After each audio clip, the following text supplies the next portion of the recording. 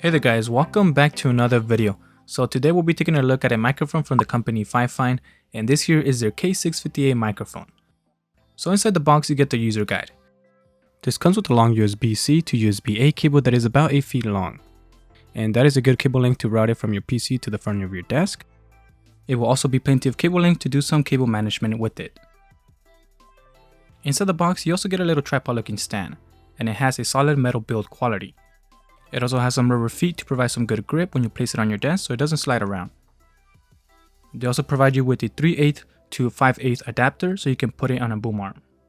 I didn't need to use the adapter with my setup because the boom arm that I'm using uses the 5/8 connection. But if your boom arm uses the smaller 3/8 connection, then you can use the adapter. And for the last accessory, you get a shock mount that has a plastic build. This here is the cap that will thread into the back of the mic to keep it secure to the shock mount. And now for the main event, we have the microphone, and this here has a metal build quality which is great, and this has a built-in pop filter that is removable. It is screwed in, which is nice because that means it will stay in place indefinitely unless you want to take it off. So the pop filter on my Yeti X mic falls off occasionally when I bump into it, so that won't be an issue on this one. And that reminds me, my dog chewed up my pop filter a couple of months ago, so I had to buy a new one. You can also unscrew this metal screen to reveal the capsule. And now for the rest of this video, you will be listening to the audio coming from the K658 microphone. So this is a dynamic microphone that has a Cardioid Polar Pattern, so you will have to talk to it directly from this angle, and it will reject most of the noise coming from the back of it and the sides. You will have to talk into it from a distance of about 4 inches to get the best audio possible, otherwise you will sound very low. So this microphone is geared towards streamers, gamers, and podcasts. It has an adequate frequency response range of 70 Hz to 15 kHz. So some of you are going to want to have the microphone sitting right behind the keyboard when you're playing. It's not recommended, but if you're going to be doing that, I'm sitting about 18 inches away from the microphone and I have the gain set to 100%. So this is what it sounds like, and I'm going to be clicking really hard on my keyboard to see if it can capture all that noise. Also on my mouse, I'm clicking really hard. So this is what it's going to sound like if you're trying to communicate with your teammates and you're clicking your keyboard really hard. So yeah, that is a quick test there. This is not recommended. This is a little too far for the microphone to sound really good. But yeah, let me know what that sounds like, if it's usable or not.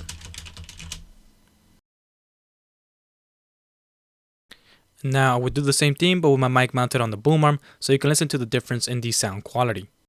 So this is what it will sound like if you're typing away and just clicking really hard on the keys. Of course this is a little exaggerated, but it's just to give you an idea of what it will sound like if a game requires you to type really fast. And this is what your teammates will be listening to on the other end. Taking a closer look at the mic, it has a USB-C port on the back here, and since this is a 5-volt connection, you can pretty much connect it to any laptop or computer and get it up and running. This is a plug-and-play microphone, so there's no need to download any drivers or anything like that. It will just work as soon as you plug it in. So right next to that is the 3.5mm headphone jack to monitor audio, and it gives you some pretty accurate sound. Now taking a look at the front of the microphone, this has a large touch sensitive mute button. I kinda like this better than having to actually press down on the button like I do with my Yeti X microphone. It makes muting incredibly fast. I can quickly mute it by tapping it instead of having to grab the entire microphone to press down on the button. This also serves as your gain control knob, so if you tend to talk loud, you're going to want to either sit about 4 to 5 inches away from the microphone or lower the gain so you don't get any clipping. So now this is a sample of me just messing around with the gain. So I'm going to lower the gain all the way down to the bottom. So this is at the lowest setting, and now I'm going to raise it all the way to the max setting. And here we are. This is the max setting. I normally keep it at around, I don't know, I think this might be like 90% or so.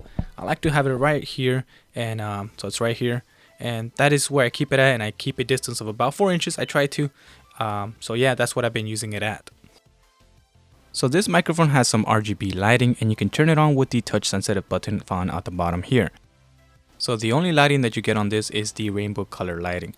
I would have loved it if you can switch it up to a solid color to match your setup color scheme, for example. Like for mine it would have been blue. So after listening to me talk through the K658 microphone, let me know what you think. I think that this is a pretty good microphone for the price of $119, and the pop filter did a good job. I didn't notice much of a pop on the audio.